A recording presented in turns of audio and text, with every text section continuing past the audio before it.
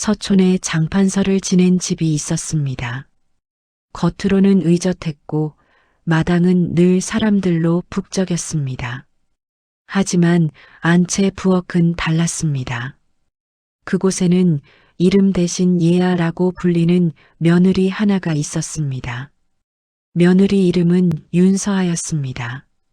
새벽 닭 울기 전부터 솥에 불을 지피고 떡국을 끓이고 전을 부치고 손이 갈라져도 물 한 모금 마실 틈이 없었습니다.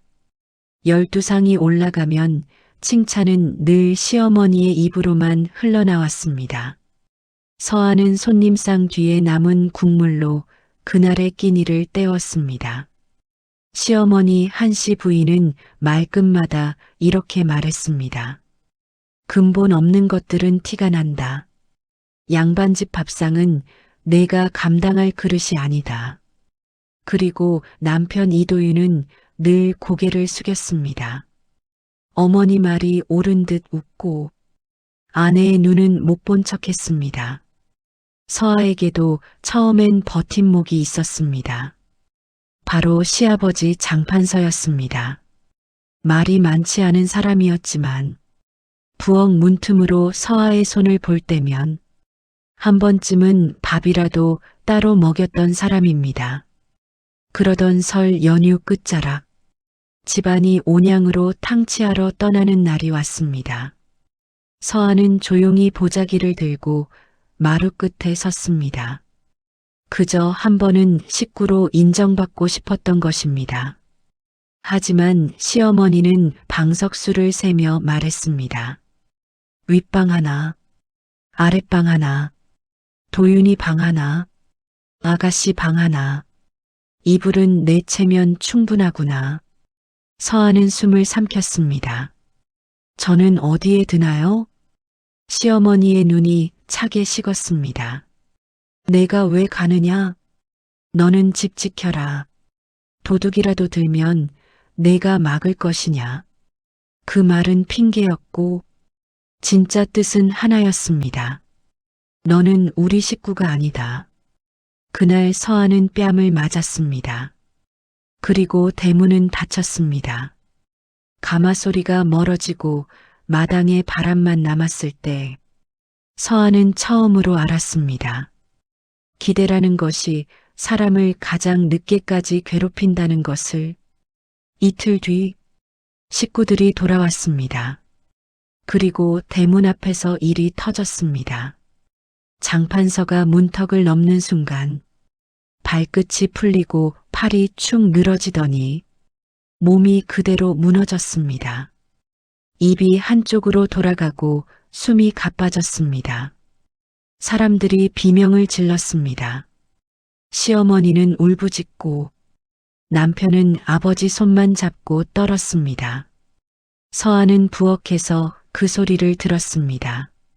그런데 놀라 뛰쳐나오는 대신 눈이 먼저 변했습니다. 그 눈은 며느리의 눈이 아니었습니다. 누군가의 호흡을 읽고 피가 막힌 길을 떠올리는 의녀의 눈이었습니다. 서하는 장판서 곁에 무릎을 꿇었습니다. 손끝으로 맥을 짚었습니다. 가늘고 어지럽고 한쪽은 거의 끊어졌습니다. 서하는 즉시 고개를 돌려 혀가 말렸는지 확인했습니다. 숨길이 막히고 있었습니다. 그 순간 시어머니가 소리쳤습니다. 손대지 마라. 내가 우리 영감 잡으려 드느냐. 시어머니는 서하의 머리채를 잡아 끌었습니다. 서하는 돌바닥에 무릎을 부딪혔습니다. 하지만 서하는 말했습니다. 지금 막힌 길을 열지 않으면 위험합니다. 침이 있으면 살릴 수 있습니다. 그 말에 시어머니는 비웃었습니다. 내가 무슨 의원이냐? 그 한마디에 서하의 가슴이 철렁 내려앉았습니다. 맞습니다. 이 집에서 서하는 의원이 아니었습니다. 그저 부엌의 사람, 이름 없는 며느리, 근본 없는 것. 하지만 서아는 더 무서운 것을 알고 있었습니다. 시간이 지나면 돌아올 길이 사라진다는 것. 서아의 삶에도 그런 시간이 있었습니다. 그 시간의 끝에서 서아는 아버지를 잃었습니다. 서아의 친정은 남쪽 바닷가의 작은 약방이 아니었습니다. 서아의 아버지는 한때 궁 안에서 맥을 보던 사람이었습니다. 아들이 없어서 딸에게 손끝을 물려주었습니다. 서아는 어린 시절부터 약초를 외우고 맥을 구분했습니다. 그러다 20살, 궁에서 병든 세자빈을 살린 날, 상 대신 모함이 돌아왔습니다. 궁의 소문은 칼보다 빠르고 여인의 손은 늘 가장 먼저 죄가 되었습니다. 서아는 모든 것을 내려놓고 사라졌습니다. 그 후에 만난 사람이 지금 남편 도윤이었습니다.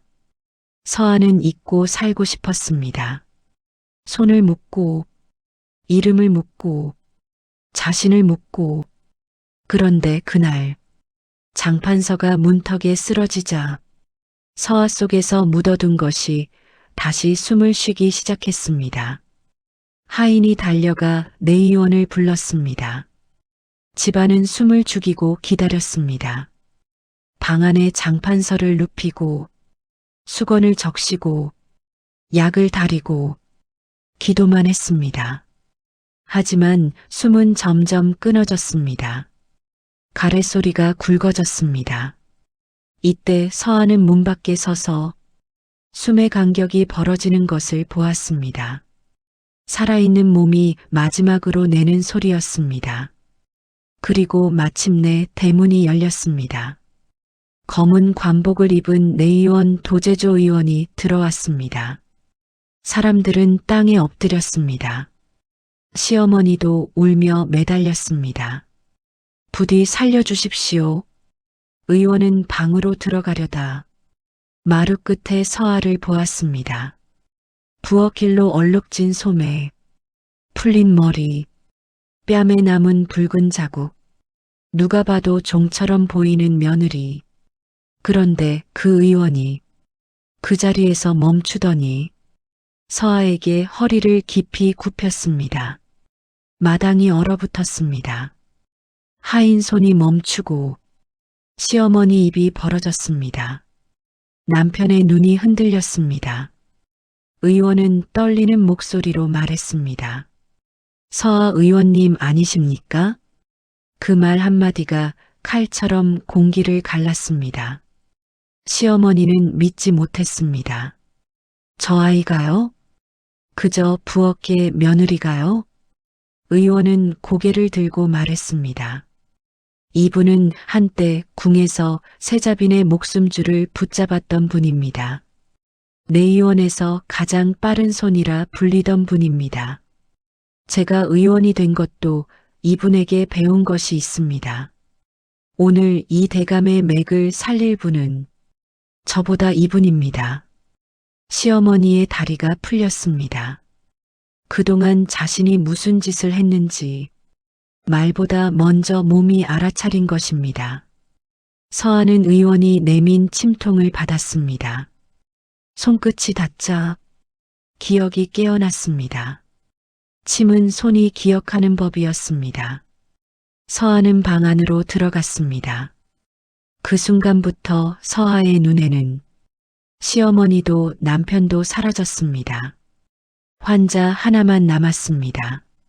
서아는 숨을 고르고 막힌 길을 찾아 살아있는 쪽의 기운을 먼저 돌리고 숨길을 열고 맥이 돌아오는 소리를 기다렸습니다. 얼마나 지났을까요? 장판서의 손가락이 미세하게 움직였습니다. 숨이 고르게 바뀌기 시작했습니다.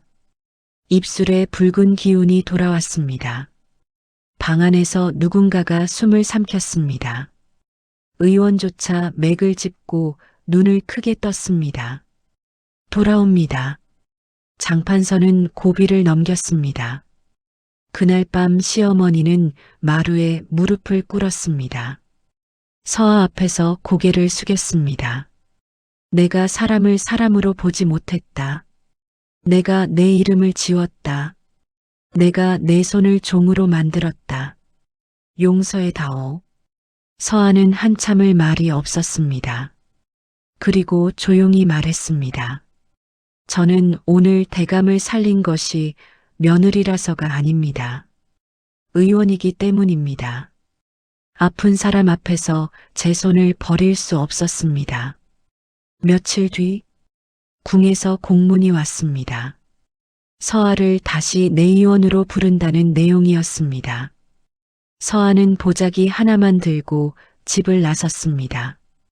대문 앞에 식구들이 섰지만 서아는 돌아보지 않았습니다.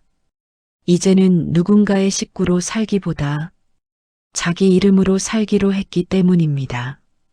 마지막으로 남편 도윤이 떨리는 목소리로 불렀습니다. 서아야. 처음으로 이름을 불렀습니다. 하지만 서아는 걸음을 멈추지 않았습니다. 이름은 부르는 것만으로 늦을 때가 있습니다. 사람의 마음도 병의 시간처럼 돌아올 길이 사라질 때가 있으니까요. 이 이야기가 남기는 말은 분명합니다.